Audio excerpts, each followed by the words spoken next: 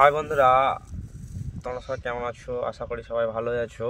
তো আমরা খাসধান কাটছিলাম, জিএম গাড়ি খাসধান তো খুবই ভালোই কাটছে দেখছি, কিন্তু একটা সমস্যা হচ্ছে, আপনাদের হচ্ছে কি না জানি না। আমার গাড়িতে একটা সমস্যা হচ্ছে, ফিডার চেন বেড়ে যাচ্ছে সবসময়, প্রত্যেক দিন টাইট দিতে হচ্ছে। ফিডার চেন অ্যাডজাস্ট করছি কিন্তু আবার একই সমস্যা দেখা দিচ্ছে।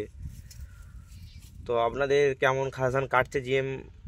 আশা করি জিএম গাড়ি ভালো ধান কাটছে, খাসধান খুব সুন্দর ধান কাটছে, কাটা মিনিট বা কাটা মিনিট থেকে একটু বেশি, 1.5 মিনিট ধান হিসাবে টাইম লাগছে।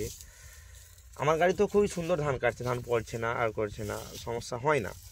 তো গাড়ির দিক থেকে একটা সমস্যা হচ্ছে, সেটা হচ্ছে মানে এর ফিটার চেনটা অতিরিক্ত বড়, এবং ওই সমস্যার জন্য অতিরিক্ত বেড়ে যাচ্ছে। প্রত্যেক দিন ফিটার চেন বেড়ে যাচ্ছে এবং প্রতিদিন টায়ার দিচ্ছি, হ্যাঁ, একদিক ছোট বড় হয়ে যাচ্ছে।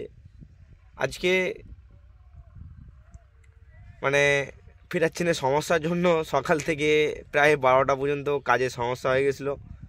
এই গাড়ি ঠিক করে কাজ চালালাম, আধা ঘন্টা হবে কাজ করছি। তো আপনাদের কার কেমন গাড়ি চলছে এবং আর কদিন কি সিজন চলবে, কে কত ঘন্টা কাজ করলেন জানাবেন। হ্যাঁ, তো ভিডিও কন্টিনিউ দিতে পারছি না, কাজের সমস্যা বা গাড়ি মেনটেন্স করতে হচ্ছে আর করতে হচ্ছে, সেই জন্য হচ্ছে না। তবে তার ফাঁকে আজকে একটা করলাম শর্ট ভিডিও। পাশে থাকবেন, ভিডিওটা দেখতে থাকবেন এবং লাইক কমেন্ট শেয়ার করবেন, চ্যানেলটা করবেন। তো গাড়ি কার কেমন চলছে জানাবেন। এই সিজনে গাড়ি তো পরিস্থিতি খুবই খারাপ, জানি না তো সবার হচ্ছে কি না। চেনের অবস্থা তো খুবই খারাপ, তারপরে যে হারে গাড়ি বেড়েছে, গাড়ি ব্যবসা শেষ পর্যন্ত কী হবে জানি না। খাসধান তো কাটছে, আপনাদের কার কেমন টাইম লাগছে।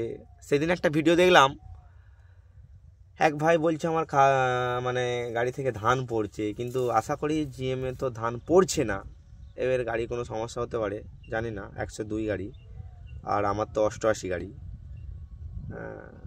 তো ইয়ানমারও কাটছে, কিন্তু ইয়ানমারের গলা জাম হয়ে যাচ্ছে।